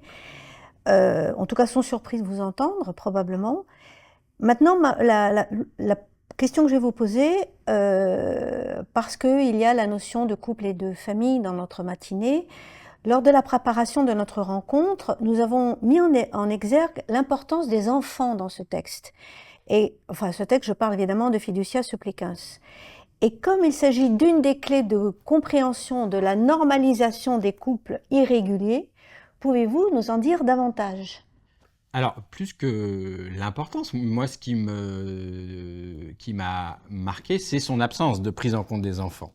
On se souvient que la défense des enfants était l'argument principal de l'Église et de la Manif pour tous au moment de la loi promue par le gouvernement Hollande sur l'extension du mariage civil pour les couples de même sexe. Or, ici, le texte ne prend pas en compte que les couples dits irréguliers, donc c'est les couples hétérosexuels en cohabitation juvénile ou en situation de divorce ou de séparation, etc., pas plus que les couples homosexuels ont potentiellement des enfants, s'occupent des enfants. Or, c'est précisément par les enfants, en fait, que les catholiques, même les plus conservateurs aujourd'hui, évoluent sur ce point. Je ne parlerai pas ici des couples hétérosexuels, même si on vient d'en discuter, le fait de ne pas reconnaître, par exemple, après une déclaration de nullité de mariage, la légitimité de ces enfants finalement est une violence. En tout cas, pour les plus conservateurs, notamment ceux issus des rangs de la Manif pour tous, certains réalisent finalement, grâce à leurs enfants, qui peuvent être ou se révéler homosexuels, gays ou lesbiennes, ou par leurs réseaux amicaux, que l'homosexualité vécue n'est pas nécessairement une abomination, comme le dit la Bible et comme un certain nombre de gens continuent à le dire. Que ça peut être une forme d'amour qui peut tout à fait d'ailleurs entrer dans les canons d'une conjugalité catholique, stable, aimante et fidèle, quand tant de couples hétérosexuels en sortent autour d'eux. Évidemment, quand cette découverte bouscule d'anciens proches de la Manif pour tous, je pense aux parents d'enfants concernés qui ont constitué l'association Reconnaissance et qui s'expriment beaucoup, ou par exemple l'ex-blogueur Erwan Le Moredek qui s'est fendu d'une tribune pour défendre le texte romain contre ses coreligionnaires qui le descendaient. Ça a un autre impact, hélas, intra-ecclésial, un énième communiqué de l'association LGBT chrétienne David et Jonathan, qui prêche un peu dans le vide au niveau ecclésial. Donc on sent bien là qu'il y a un tournant et que les enfants sont un des enjeux de ce tournant. Or, le texte n'en parle pas et ignore cette réalité. Oui, écoutez, merci pour cette précision. Maintenant, je voudrais revenir à un item que vous avez mentionné dans la première partie de votre intervention. Pourquoi la tolérance grandissante en Église à l'égard des laïcs homosexuels semble ne pas s'étendre aux clercs qui auraient cette même inclinaison? Et deuxième sous-question, y aurait-il ou pas un lien entre le rejet de l'homosexualité et le sacerdoce? Merci pour la question. Éric Fuchs, qui est un théologien protestant qui est décédé il y a quelques mois, remarquait qu'au sein de l'Église catholique romaine, c'est la gestion rigoureuse, je le cite, de la sexualité qui qualifie aussi bien l'autorité du clerc que l'obéissance du laïc. Ce théologien concluait qu'en catholicisme, évidemment il se situe à l'extérieur du catholicisme et le regarde depuis son point de vue, on se bat sur la morale pour se battre en réalité sur l'ecclésiologie. Et tout mon travail de sociologue, je crois, le montre la pertinence de ce propos. Élu en pleine manif pour tous et en pleine croisade anti-genre à l'échelle mondiale, le pape François, voulait visiblement désengluer le catholicisme de son répulsion pour l'homosexualité et pour la sexualité en général, en ramenant sur le devant de la scène d'autres préoccupations. On pense à l'écologie, par exemple. Il semble qu'aujourd'hui, avec Fiducia Supplicans, ce coup dans le champ catholique, un coup assez inattendu pour beaucoup d'observateurs et d'observatrices, il est rattrapé par la patrouille, si je puis dire. Tout simplement parce que l'homophobie catholique relève moins d'un défaut de conversion personnelle de ses membres que d'un enjeu ecclésiologique majeur. L'homophilie du clergé, les deux, et sont un peu les deux faces d'une même pièce, c'est tout à la fois une cause et un effet structurel durable qui s'est révélé favorable à la reproduction de l'institution telle qu'elle va encore aujourd'hui, c'est-à-dire cléricale. En continuité sur ce point, on peut dire aussi que l'institution a tellement engagé ces dernières années, notamment à travers la bataille contre la reconnaissance des couples de même sexe, la reconnaissance civile des couples de même sexe, son autorité morale et politique sur la résistance à toute égalité entre les sexes et les sexualités. Elle a tellement gagé la légitimité de son modèle organisationnel sur le supposé sacrifice de la sexualité présumée hétérosexuelle de ses représentants que joue contre elle une sorte d'effet de cliquet. C'est-à-dire qu'elle résiste collectivement à se dédire, à changer de braquet, à s'imaginer autrement, au risque de donner toujours plus à voir son hypocrisie et son arbitraire en la matière. Alors les plus lucides savent pertinemment que toute reconnaissance, même minimale de la conjugalité homosexuelle chez les fidèles, risque par effet de miroir de déstabiliser nombre de clercs. Ils savent qu'à terme, cela va engendrer un déficit de vocation, soit en contexte occidental, de vider encore plus des séminaires déjà bien vides. Dans votre tribune, qui est parue dans le journal Le Monde, à la sortie de Fiducia Supplicans, vous évoquiez l'existence d'un verrou sacerdotal. Pouvez-vous nous en dire 2 mots? Et seconde question, cela a-t-il une incidence sur l'ensemble des rapports de genre et de sexualité dans l'espace catholique? Oui, alors merci. Par verrou sacerdotal, j'entends désigner une réalité qui me semble tout à fait typique de l'Église catholique si on la compare à d'autres églises chrétiennes. En fait, la société, les sociétés comme les églises aujourd'hui sont bousculées parce que Éric Fassin, mon directeur de thèse, appelle la démocratie sexuelle. Par là, il entend l'extension du débat démocratique aux normes de genre et de sexualité, c'est-à-dire en fait des normes qui paraissaient jusque-là naturelles, renvoyées au foyer, à l'intime, au privé, qui sont aujourd'hui débattues dans l'arène politique et sociale, et surtout qui sont renvoyées à un horizon, encore une fois, normatif, d'égalité et de liberté des individus. Face à cette démocratie sexuelle, dont le mariage pour tous est une manifestation, eh bien, quand on regarde les églises, celles-ci ne réagissent pas de la même manière. La plupart des églises protestantes historiques ont fini par inclure cette démocratie sexuelle à la fois dans leur structure et dans leur culture.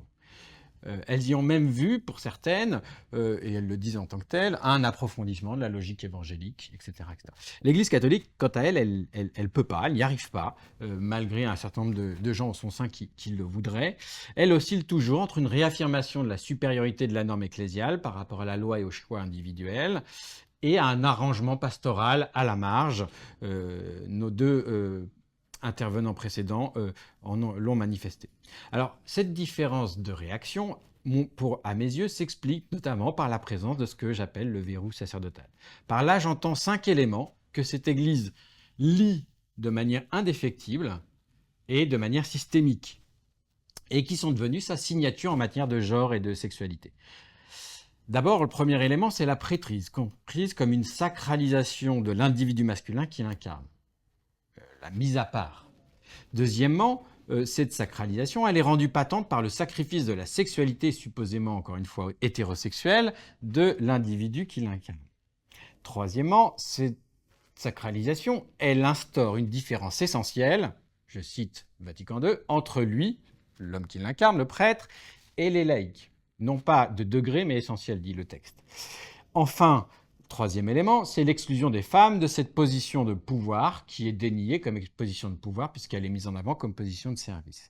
Et enfin, c'est le dernier élément, c'est que ces individus qui incarnent ces positions de pouvoir ont un discours qui institue le couple hétérosexuel marié comme unique voie d'accès à une sexualité licite.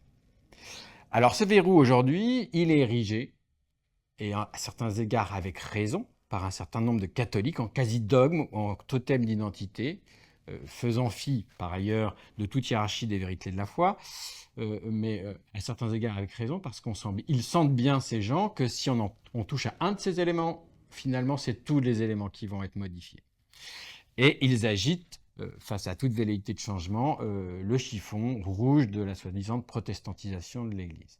Au contraire, un certain nombre d'autres catholiques voit dans ce verrou l'élément à réformer d'urgence tant il apparaît aujourd'hui toxique pour les fidèles à travers tous les abus cléricaux en tout genre, et notre travail à la SIAZ a pu montrer à quel point ces abus pouvaient être dramatiques et avec des conséquences tragiques sur les personnes concernées, mais aussi pour les prêtres eux-mêmes dès lors que s'installent en eux des clivages internes, notamment au sujet de cette sexualité qui est le signe patent de leur supériorité. En conclusion de notre entretien et avant que nous commencions notre petite table ronde, iriez-vous jusqu'à dire que la morale sexuelle dans l'Église catholique est d'abord dépendante de sa conception du sacerdoce? Définitivement oui.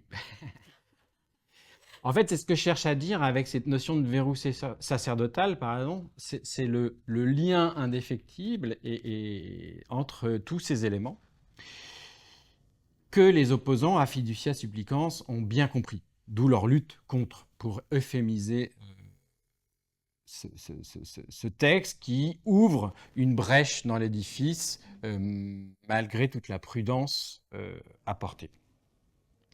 Ce lien indéfectible, ce lien de dépendance, on le voit bien, il est d'abord tout à fait matériel, c'est-à-dire qui a écrit la doctrine ou la morale sexuelle de l'Église, c'est pour l'instant en tout cas des clercs, et uniquement des clercs qui par ailleurs n'ont pas à la vivre.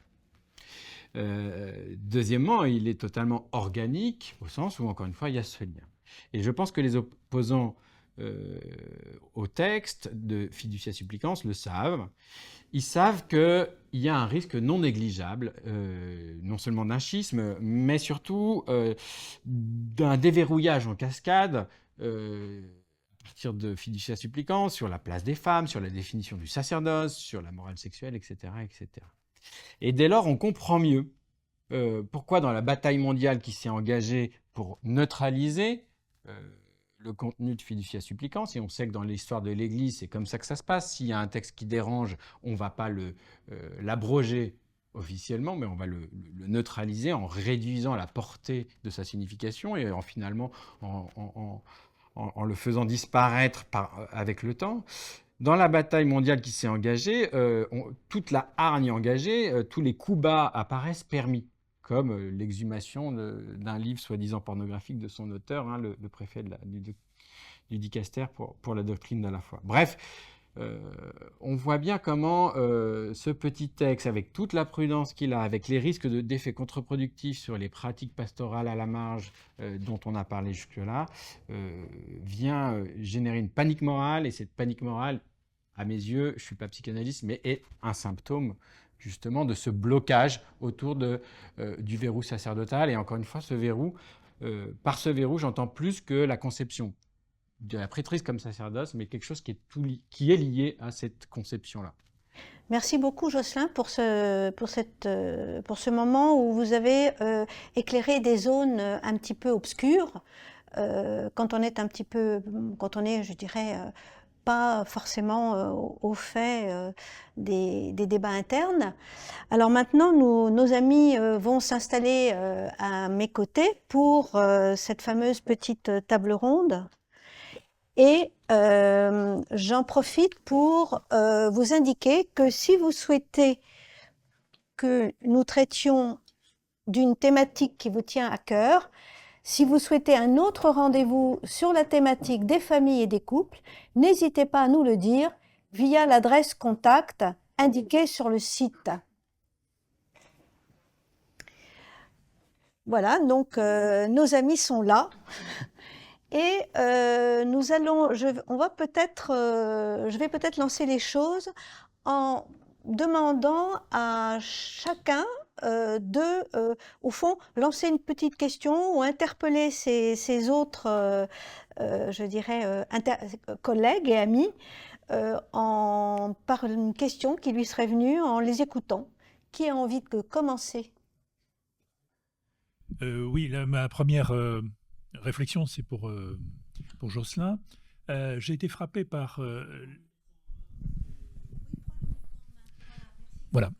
J'ai été frappé par la remarque de dire que finalement l'Église catholique était incapable d'entrer dans la réalité ou de faire face à la réalité. Ça m'a beaucoup intéressé dans la mesure où j'ai l'impression que cette notion rejoint effectivement nos pratiques pastorales dans l'accompagnement des personnes en nouvelle union, et en quoi finalement c'est pas un signe du fameux divorce dont on parlait.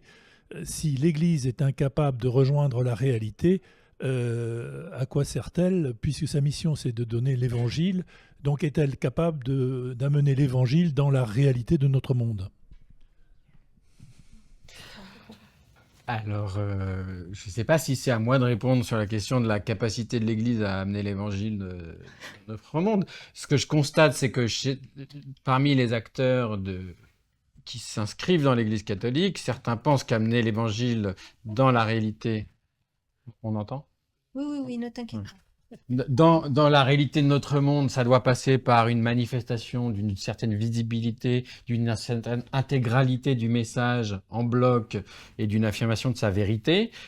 C'est le cas du pèlerinage de Chartres qui a défrayé la chronique intracatholique récemment. Pour d'autres comme vous, et en ce sens, vous êtes situé, vous pensez que ce travail à la marge, et qui est parfois douloureux, vous l'avez dit, hein, vous subissez aussi des contraintes diverses, y compris de la part des gens pour qui vous travaillez, c'est-à-dire l'autorité catholique, passe par rejoindre les gens dans leur réalité, constater que cette réalité dépasse et pas conforme à la doctrine, et se dire que dans cette réalité, il y a quelque chose de l'ordre de l'Évangile qui est plus vrai que la doctrine telle qu'elle est inscrite dans les textes. Et donc là, on voit bien qu'il y a un conflit d'interprétation de la manière dont il faut évangéliser. Voilà. Merci beaucoup, Jocelyn. Qui a envie de poser la seconde question? Alors juste pour répondre à ce que tu disais, le pape François dit « Il y en a qui ont tellement peur de l'évangile qu'ils se réfugient dans le droit canon ». Donc je crois que ça veut dire quelque chose. Moi, ce qui m'intéressait dans ce que vous avez dit les uns et les autres, est quelque chose qui est cher à François, j'allais dire, en fait, tout est lié. C'est-à-dire la place des femmes, l'hyper-sacralisation des prêtres, la question de la situation des personnes. Je trouve que quand on va toucher à l'un, c'est ce que disait Jean-Paul Vesco là, dans sa dernière chronique, en disant il va falloir s'occuper très sérieusement du sens du sacerdoce, etc. Tout est lié. Est-ce que vous partagez cette notion du tout? Oui, là. Est-ce que vous êtes d'accord avec cette idée? Alors, qui a envie de répondre? Est-ce que, Jean-Louis, tu penses que tout est lié? Ah oui, je pense sûrement que tout est lié. Alors après, il faut le montrer, bien sûr. Il faut argumenter, il faut faire un peu d'histoire, un peu de sociologie, un peu d'anthropologie, et même beaucoup éventuellement. Non, ce qui me frappe quand même, c'est que on a l'impression que malgré tous les efforts de François, à la fin de son pontificat, parce que forcément on va y arriver à cette fin de son pontificat, on a l'impression que finalement on n'a pas avancé beaucoup, quoi. Enfin, c'est un peu l'impression que ça donne maintenant, et que lui-même, je trouve quand même le fait qu'il ait déclaré, la façon dont il a déclaré qu'on n'aborderait pas au synode la question du diaconat des femmes, m'a paru assez révélatrice, quoi. Enfin, d'une fatigue qu'il a, ou de renoncer, au fond, à poser ce genre de questions, parce qu'effectivement, vous avez prononcé le mot, je crois qu'il y a quand même ça derrière, quelque part, il y a la crainte d'un schisme. Je crois que c'est vous qui l'avez prononcé, Christian, il y a quelque part, d'une certaine manière, ce qui s'est passé là récemment à la Pentecôte avec le pèlerinage de chrétienté et le pèlerinage de tradition, qui ne se recouvre pas entièrement, ou qui ne se recouvrait pas entièrement, on ne l'a pas assez vu. Moi, vraiment, si j'avais eu un texte à faire, une libre opinion dans la croix, j'aurais dit le schisme est en marche. J'aurais envie de faire une libre opinion là-dessus, parce que j'ai eu l'impression que, disons, il y a un type de catholique aujourd'hui, de chrétienté ou de tradition. Enfin, ou bien c'est eux, ou bien c'est nous. Je veux dire, il y a 2 églises ou 3 églises, mais qui ne se parlent plus et qui n'ont plus grand-chose à se dire sur ces sujets-là et sur d'autres. Parce qu'il y a même une façon de parler du Christ et de Dieu, et disons, de réexprimer le credo, tout simplement, qui diffère très profondément, qui suppose des arrière-pensées, je sais pas comment dire, des préalables qui ne sont pas explicités, mais qui sont très différents. Donc voilà, moi je suis quand même pessimiste de ce point de vue-là. Moi, je trouve très intéressant le point que vous avez souligné, d'autant plus qu'il faut bien voir en France que la situation de l'Église catholique est quand même assez catastrophique, il faut bien le dire. Donc, toutes ces divisions au sein d'une entité qui ne cesse de se réduire, on ne voit pas trop où est l'avenir, d'une certaine manière. Maintenant, il y a peut-être une autre manière de lire la déclaration, l'interview du pape François à un magazine américain. C'est le fait qu'il, d'une certaine manière, en posant que, d'une part, les femmes ne seraient jamais ordonnées à la fonction enfin, ne seraient jamais ordonnées diaconesses, si on peut employer ce mot-là encore, parce que ça, là aussi on pourrait voir. Ça pose aussi quelque chose qui est passé, qu'on n'a pas vu. C'est que quand il dit qu'elles font tout ce que les diacres font, quelque part, il déstabilise totalement le statut du diaconat. Il enlève au diaconat son statut. Et à partir du moment où il n'y a pas de statut et que tout le monde peut faire ce que les diacres font, je trouve que c'est peut-être une autre manière, peut-être très habile, de continuer sur cette voie de la décléricalisation qu'il a évoquée dans les derniers textes, notamment dans sa lettre au peuple de Dieu. Et ça s'est passé un petit peu sous les radars. Alors, je voudrais vous poser une autre question. un peu incidente, mais qui renoue avec la question des familles.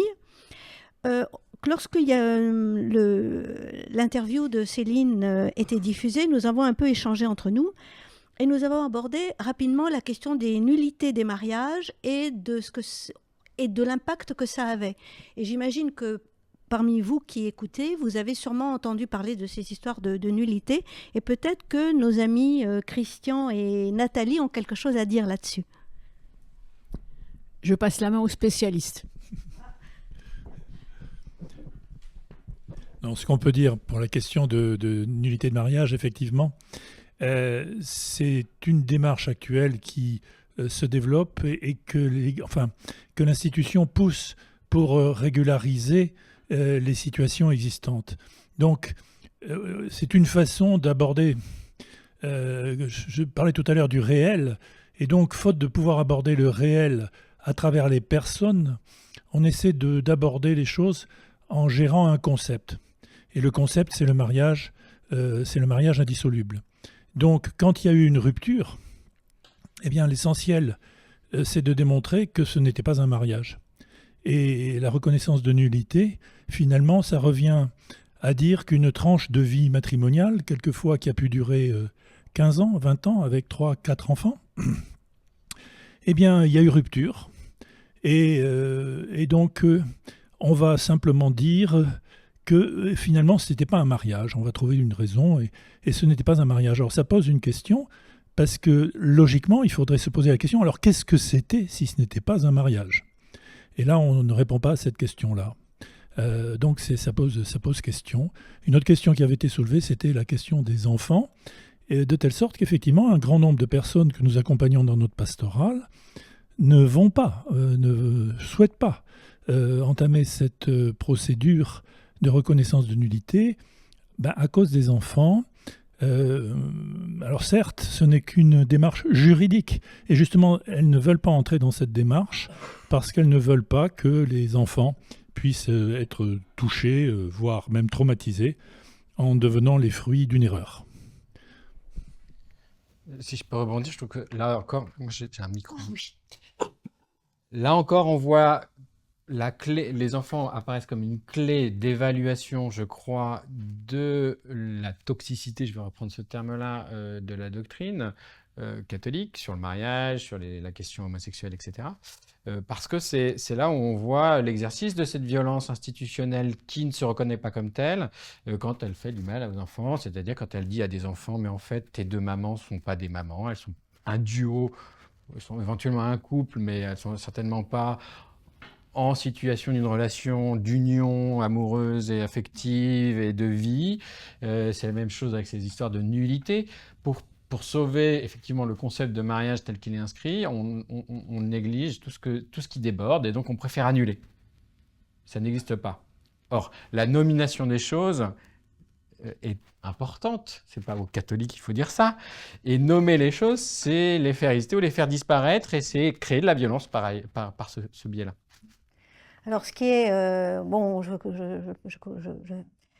j'aurais envie de dire que la foi chrétienne, c'est une foi qui contient comme item quand même important la notion d'incarnation, la notion de parole. Et quand elles sont niées, on se trouve dans des situations pour le moins, je dirais, paradoxales. Alors, pour conclure, je vais remercier, je vais même immensément remercier Jean-Louis Schlegel, Céline Béraud, Nathalie et Christian Mignona et Jocelyn Tricou pour ce moment fraternel d'intelligence contagieuse. Un très grand merci à Hub Up, grâce à qui nous disposons ou allons disposer de vidéos de qualité, parce qu'il y a eu quelques petites difficultés au cours de notre direct, et les vidéos que vous verrez seront parfaites et elles seront mises en ligne dans les jours qui viennent. Alors, chers amis, ce rendez-vous se prolongera grâce à vos partages, grâce à ceux qui travailleront ensemble à partir des interventions de cette matinée. Elles seront, comme je viens de vous le dire, accessibles via notre chaîne YouTube, La Voix des Baptisés, sur notre site et sur Facebook. Alors, je ne peux pas ne pas vous dire ça. Ces rendez-vous ont un coût qui est loin d'être négligeable. Et comme pour la conférence des baptisés tout entière, il est essentiel qu'il soit accessible à tous, votre participation sera plus que bienvenue. Vous trouverez toutes les indications utiles sur le site. Et enfin, rendez-vous, alors ça va être un week-end, rendez-vous aux assises de la CCBF qui se dérouleront les 19 et 20 octobre à Issy-les-Moulineaux, comme d'habitude, intitulées « Dire, discerner et agir, l'exigeante responsabilité des baptisés ». Je vous souhaite un bel été et continuons tous ensemble à rendre contagieux ce qui fait vivre. À bientôt les amis.